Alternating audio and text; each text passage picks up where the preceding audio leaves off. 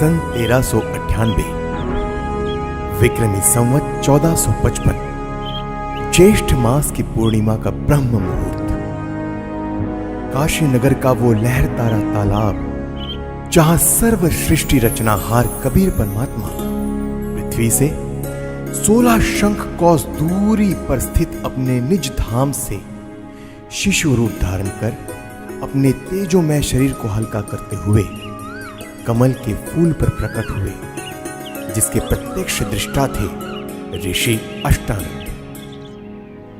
इस पूरे घटनाक्रम को देख ऋषि जी आश्चर्यचकित रह जाते हैं और सोचते हैं, आज यह मैंने कैसा दृश्य देखा? ये मेरी भक्ति की उपलब्धि है या कोई भ्रम? गुरुदेव से पूछता हूं।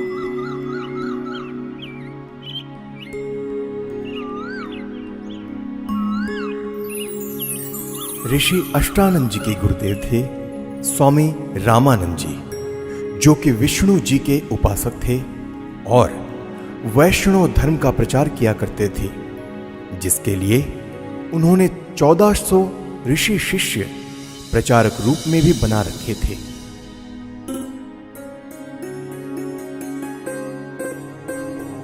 प्रणाम गुरुदेव। प्रणाम। क्या बात है अष्टानंद, कुछ दुविधा में लग रहे हो? हे गुरुदेव, आपकी आज्ञा हो तो मैं अपनी एक शंका का समाधान चाहता हूँ। कहो, क्या बात है? हे गुरुदेव, आज साधना करते समय मुझे आकाश से एक प्रकाश नीचे की ओर आते दिखा, जिसे मेरी आंखें सहन न कर सकी और आंखें बंद हो गई, जिसके बाद मेरी आंखों के सामने एक नवजात शिशु का प्रतिबिंब बन गया। पुनः आंखें खोली तो वह प्रकाश तालाब के एक कोने में सिमटता हुआ दिखाई दिया। हे गुरुदेव, कृपया मेरी शंका का निवारण कीजिए। यह मेरी भक्ति की कोई उपलब्धि है या कोई दृष्टि दोष? हे ऋषि जी, यह न तो भक्ति की उपलब्धि है और न आपका दृष्टि दोष। इस प्रकार की घटनाएं उस समय होती है जब ऊपर के लोकों से कोई देव पुरुष पृथ्वी पर अवतार धारण करने के लिए आते हैं और किसी स्त्री के गर्भ में निवास कर फिर बालक रूप धारण करके लीला करते हुए अपना अपेक्षित कार्य पूरा कर जाते हैं। अष्टानंद, कोई देव पुरुष ऊपर के लोकों से आया है। अब वह काशी नगर में किसी के घर जन्म लेकर अपना प्रारब्ध पूरा करेगा। स्वामी रामानंद जी ने अपने ज्ञान आधार से शिष्य अष्टानंद जी की शंका का समाधान किया। स्वामी जी का मानना था कि अवतार मां के गर्भ से ही जन्म लेते हैं, लेकिन स्वामी जी को यह ज्ञान नहीं था कि यहां कोई अवतार गण नहीं, बल्कि स्वयं पूर्ण परमात्मा अवतरित हुए हैं, जो किसी माता के गर्भ से जन्म नहीं लेते। वहीं दूसरी ओर काशी में ही नीरू नीमा नाम के एक मुसलमान जुलाहा दंपति भी रहा करते थे। वैसे तो इसी जन्म में वह ब्राह्मण और ब्राह्मणी थी। नीरू का नाम गौरी शंकर और नीमा का नाम सरस्वती था। उनकी कोई संतान भी नहीं थी। वह भगवान शिव की भक्ति करते थे और शिव पुराण की निस्वार्थ कथा किया करते थे। उनकी इसी निस्वार्थ सेवा और हिंदू धर्म के बढ़ते प्रचार को देख मुस्लिम लोगों द्वारा जबरदस्ती उनको मुसलमान बना दिया गया, जिसके बाद हिंदू धर्म के ही अन्य पंडित ब्राह्मणों ने उनको मुसलमान घोषित कर उनका कथा करना और गंगा दरिया में स्नान आदि करना बंद कर दिया, जिसके बाद नीरू और नीमा रोजाना लहरतारा तालाब पर स्नान करने जाने लगे। भले ही उनको मुसलमान बना दिया गया था, परंतु अब भी भगवान शंकर के प्रति उनकी अटूट श्रद्धा थी। प्रतिदिन की तरह ब्रह्म मुहूर्त में आज भी नीरू और नीमा लहरतारा तालाब पर स्नान करने जा रहे थे। संतान ना होने के कारण नीमा अपने भगवान शिव शंकर जी से रोते रोते हृदय से प्रार्थना करते हुए जा रही थी। हे भगवान शंकर, आपके दरबार में लालों की कमी है। एक लाल मुझे भी देते तो मेरा इस संसार में हिस्सा हो जाता। नीमा, हमारे भाग्य में संतान नहीं है। अगर होती तो भगवान पहले ही दे देते। आप रो मत। ऐसे रो रो कर अपनी आंखें खराब और कर लोगी। हमारा कोई उंगली पकड़ने वाला भी नहीं है इस दुनिया में। इसी प्रकार आपस में चर्चा करते करते नीरू और नीमा लहर तारा तालाब पर पहुंच जाते हैं, जहां पहले से ही कमल के फूल पर परमात्मा प्रकट हो चुके होते हैं। प्रथम नीमा स्नान करके तालाब से बाहर आती है, फिर बाद में नीरू स्नान करने के लिए तालाब में प्रवेश करता है। जब नीरू स्नान कर रहा होता है तब नीमा पहले वाले वस्त्र धोने के लिए पुनः किनारे पर आती है और उसे सामने कमल के फूल पर कुछ हिलता नजर आता है। इसे देख नीमा सोचती है कि कोई सर्प फन हिला रहा है।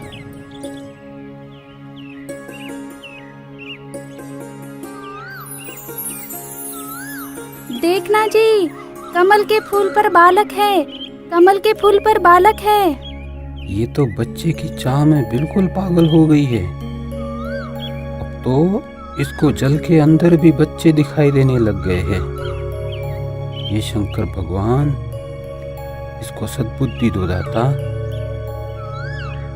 देखना जी, कमल के फूल पर बालक है। बस कर नीमा, अब तुझे यहाँ जल में भी बच्चे दिखाई दे रहे हैं। जल में कहाँ से बालक आएगा? हे भगवान! देखना जी, वो बच्चा डूबेगा जल में।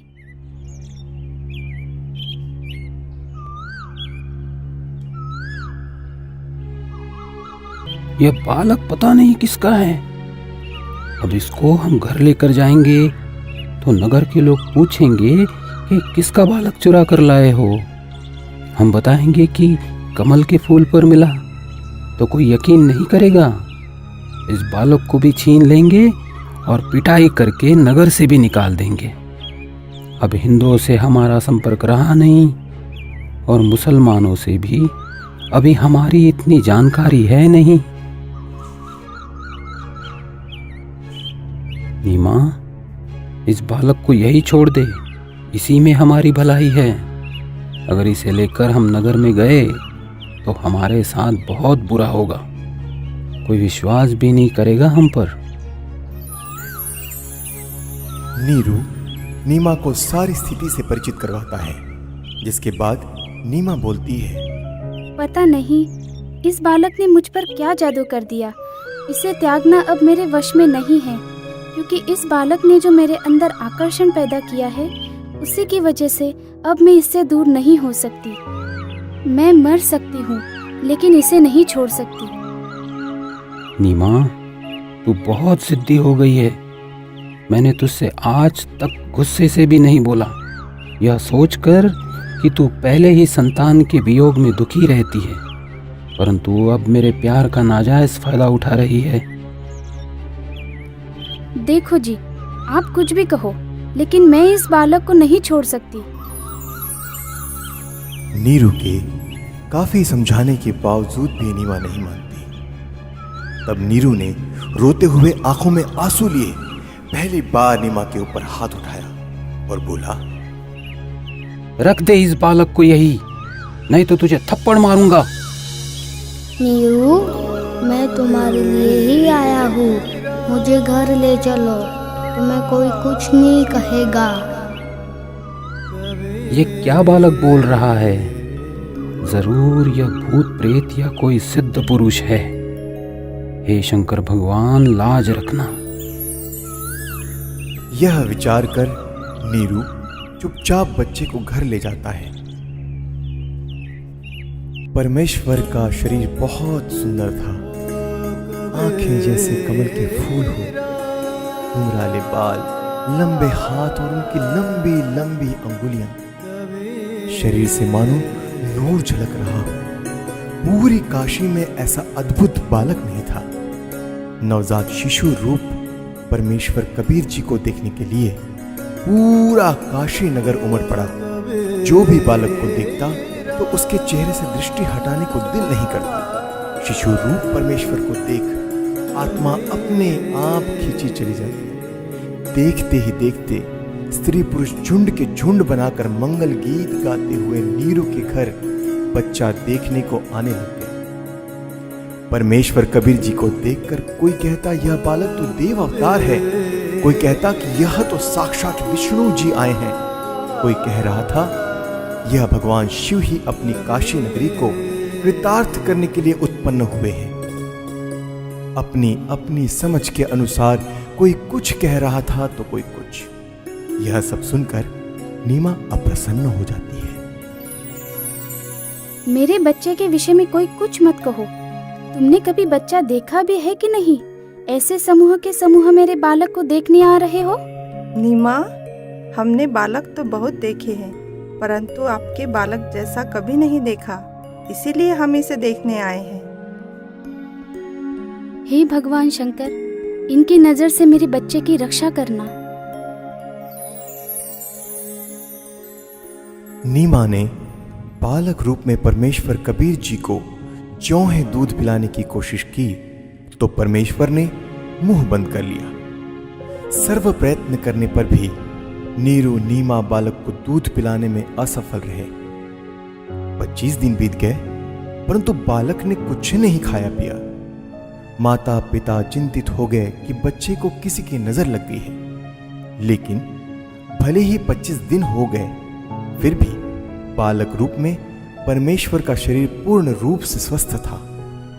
परंतु नीमा को डर था कि बिना कुछ खाए पिए यह बालक जीवित कैसे रहेगा, इसकी कभी भी मृत्यु हो सकती है। यह सोचकर एक दिन नीमा फूट फूट कर रो रही थी और व्याकुल होकर भगवान शंकर से रह रह कर प्रार्थना कर रही थी कि हे शंकर भगवान, या तो ये बालक देना ही नहीं था, जैसे तैसे रो धो कर मैं अपना जीवन व्यतीत कर लेती, और अब दिया है तो ये मुझसे छीनो मत, इसके बिना मैं नहीं रह सकती। ये बालक मरेगा तो इसके साथ मैं भी मरूंगी। तब परमात्मा जो अजर अमर अविनाशी हैं भगवान शिव को प्रेरणा करके बुलाते हैं, क्योंकि उन्हें पता था कि मैं तो मारूंगा नहीं पर मेरी चिंता में जरूर मर जाएगी। क्यों रो रही हो बेटी? क्या परेशानी है आपकी? हे महात्मा जी, हम निसंतान थे। 25 दिन पूर्व भगवान शंकर जी ने यह बालक हमें दिया, लेकिन अभी तक इस बच्चे ने दूध नहीं पिया। सभी कोशिशें करके हम थक चुके हैं। आज भी इसने कुछ भी आहार नहीं किया। मैं इसलिए रो रही हूँ कि अब यह बालक मरेगा और इसके साथ मैं भी आत्महत्या करूंगी।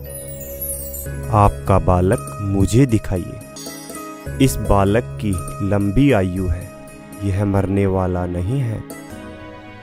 देख नीमा, कितना स्वस्थ है, कमल जैसा चेहरा खिला है। हे विप्रवर, बनावटी सांत्वना से मुझे संतोष होने वाला नहीं है। बच्चा दूध पिएगा तो मुझे सुख की सांस आएगी। हे शंकर जी, आप इन्हें कहो एक कुंवारी गाय लाए, जिस पर आप अपना आशीर्वाद भरा हाथ रखना, फिर वह दूध देगी। मैं उस कुंवारी गाय का ही दूध पीऊंगा। बेटी, अपने पति को बुलाओ। नीरू, एक कुंवारी गाय ले आओ और साथ में कुम्हार के घर से एक घड़ा भी लेकर आना।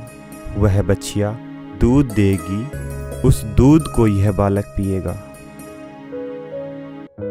नीरू कुछ देर बाद ही एक बछिया और मटका लेकर आ जाता है, जिसके बाद परमेश्वर कबीर जी के आदेशानुसार विप्र रूपधारी शिव जी ने उस कुंवारी गाय की पीठ पर आशीर्वाद भरा हाथ रखा।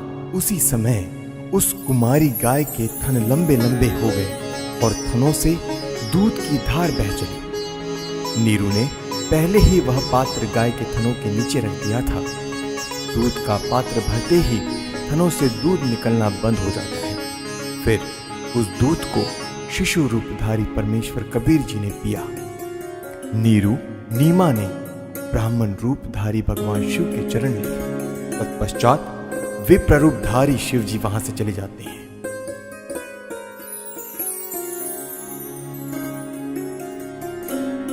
नीरू नीमा पहले हिंदू ब्राह्मणी थे, तो लालचवश ब्राह्मण लोग बालक रूप परमेश्वर का नाम रखने नीरू के घर आते हैं। लेकिन मुसलमानों का दबदबा होने के कारण उनसे हिंदू समाज दबता था।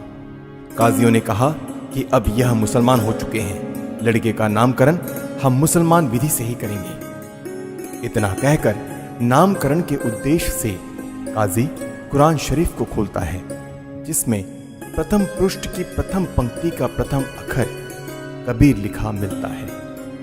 काजियों ने सोचा कि कबीर नाम का अर्थ बड़ा होता है, तो एक छोटी जाति के बालक का नाम कबीर रखना उचित नहीं रहेगा। यह सोचकर काजी द्वारा पुनः पवित्र कुरान शरीफ को खोला गया, तो दोनों पृष्ठ पर कबीर कबीर अक्षर लिखे मिले। इसके बाद काजी ने पूरी कुरान शरीफ का निरीक्षण किया, तो पूरी कुरान शरीफ में कबीर कबीर कबीर अक्षर लिखा था, अन्य लेख नहीं रहा।